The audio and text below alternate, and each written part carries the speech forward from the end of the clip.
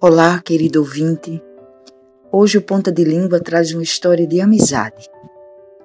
Uma amizade principiada lá no século XIX e até hoje permanece entre nós. O elo entre jornalismo e poesia. Poesia e jornalismo. Os folhetins de jornais, publicados lá na primeira metade dos anos oitocentistas, foram o estopim dessa bela amizade entre discurso jornalístico e discurso poético. Falando um pouco sobre quem foram os folhetins, não só no Brasil como no mundo, o seu surgimento na França, no ano de 1836, selou o caráter fabuloso do século XIX, especialmente para as letras nacionais.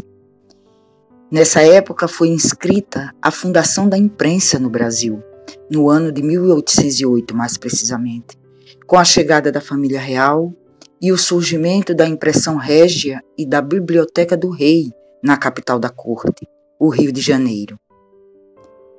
Importante lembrar também que o romance folhetim tornou-se a menina dos olhos dos jornais, e os jornais, consequentemente, a menina dos olhos das histórias seriadas dos folhetins. Eles eram espaços localizados nos rodapés da primeira página dos jornais. Lá ficavam assistindo à publicação de narrativas das mais diversas, especialmente as literárias, escritas tanto por mestres quanto por noviços de gêneros variados da literatura brasileira. Isso é o que nos lembra Marlise Meyer no fantástico. É uma obra fantástica, maravilhosa, estupenda, Folhetim, uma história. Os folhetins assumiam, no rodapé do bom e velho impresso, a moda inglesa das histórias curtas, ora publicadas em capítulos, ora com desfecho no mesmo dia. Eram narrativas que aguçavam o interesse do leitor, faziam-os correr à banca para adquirir exemplares dos matutinos do dia. Os folhetins abraçavam tudo quanto era gênero, da crônica e dos ensaios, a piadas e receitas culinárias. Eram espaços de escrita livre e ao mesmo tempo divertidas. Aliás, a crônica sempre foi o grande xodó literário dos jornais.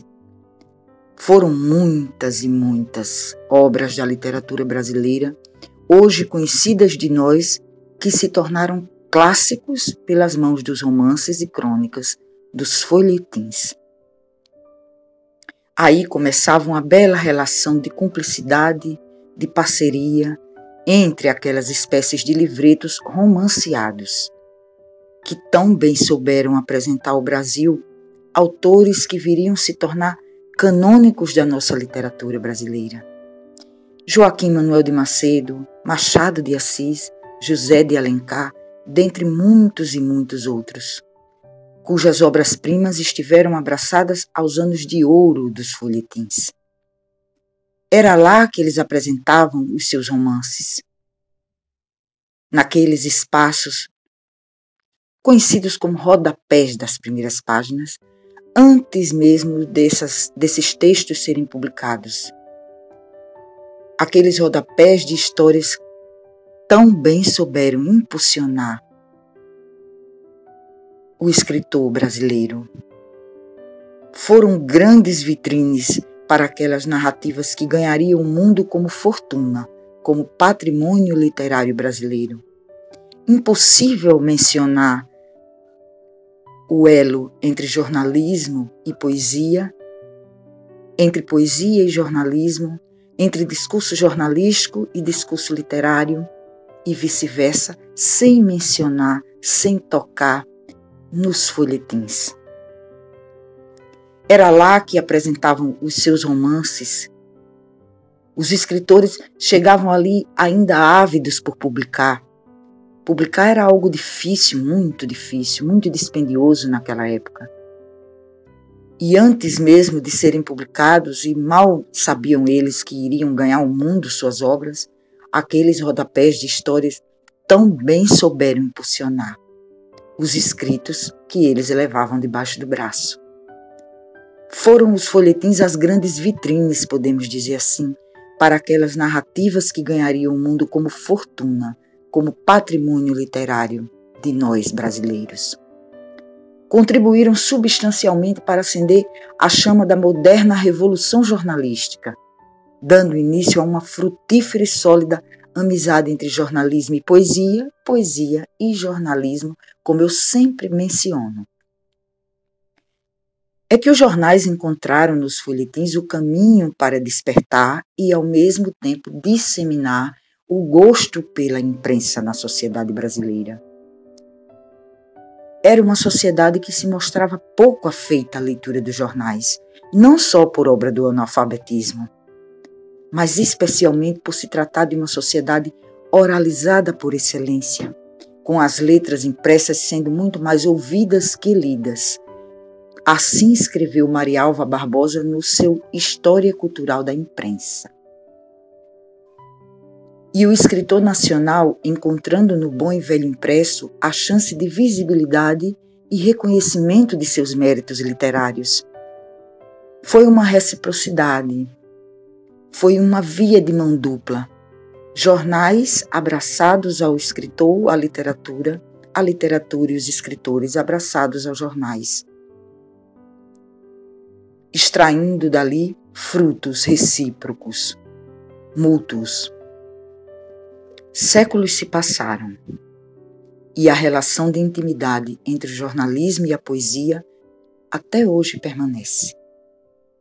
Nos dias atuais, digamos que ela se renova sempre que o autor jornalístico se dispõe a trabalhar os fatos reais, a informação, os acontecimentos da humanidade como substâncias, como matéria-prima do texto jornalístico, do fazer, do ofício do jornalismo, publicizando-os ou tornando-os públicos à sociedade.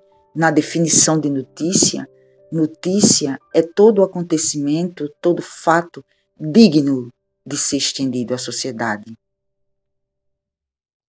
E eles fizeram isso, o autor jornalístico se dispõe a trabalhar esses discursos com a magia da linguagem dos escritores. E aí esse elo vai se perenizando para a nossa felicidade. Nossa felicidade enquanto jornalistas, nossa felicidade enquanto leitores. Há gostosas convergências entre a teoria da notícia e a teoria literária. Entre elas eu destaco aqui as afinidades entre o faro do repórter e o faro do poeta. O jornalismo deve fazer uso de ambos para se mostrar sério, honesto, compromissado. Não tenho dúvida de que o faro do poeta é tão essencial para o faro do repórter quanto a veracidade, a apuração, a investigação dos fatos.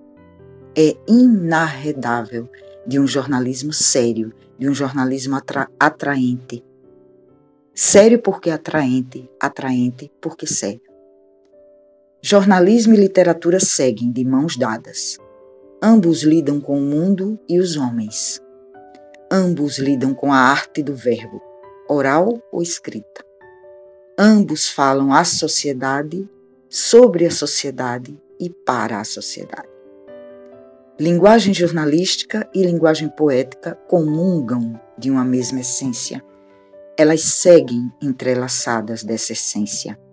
Essência da observação aguçada dos fatos, do mundo, das ideias, das opiniões. Jornalista forma opiniões tanto quanto escritor é capaz de formar não só opiniões, como percepções expressivas do mundo. Ambos seguem com a essência da escuta atenta ao dito e também e sobretudo ao não dito, ao visto e ao não visto, ao lido e ao não lido. Como arte poética, o jornalismo se apresenta exemplar ao ir além das aparências dos fatos. Isso que eu quero dizer. Além daquilo que aparenta ser. além das linhas, tocando nas entrelinhas. É nesse momento que o jornalismo se abraça à literatura, à poesia, tocando no DNA dos fatos, humanizando-os, tocando nas vísceras dos seus testemunhos, fontes documentais, imagéticas, entrevistados, testemunhos vivos, observando seus olhares, seus gestos, seus tons. Ao ir além da superfície e da objetividade do que chamamos de lide, o que, quem, quando, onde e porquê. Ir além disso, ir além do que aconteceu, de quem está envolvido no acontecimento, de onde aconteceu, de quando aconteceu, e de porquê e de quais razões pelas quais aconteceu. Jornalismo se apresenta abraçado, entrelaçado, viril à poesia quando ele narra, quando ele descreve, quando o repórter se ocupa em desbravar a origem dos fatos, suas razões mais ocultas, seu contexto e circunstâncias, seus gestos invisíveis, imperceptíveis. Isso quer dizer desvendar o que está oculto, o imperceptível, o submerso, ir além das aparências, tocar o longínquo, o distante.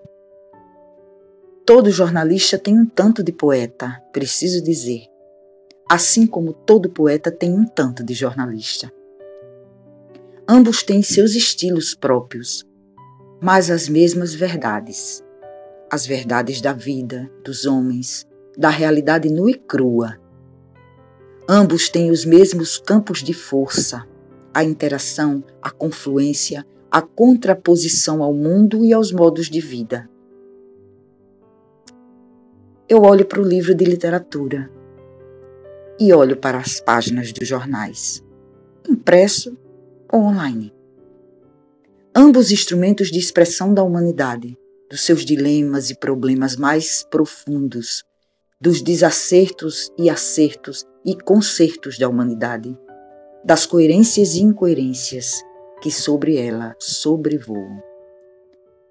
Jornalismo e poesia, poesia e jornalismo, suas verdades e as mesmas verdades, sua essência e as mesmas essências. Juntos, dilaceram qualquer ilusão a poucas e meias verdades. Até a próxima, querido ouvinte.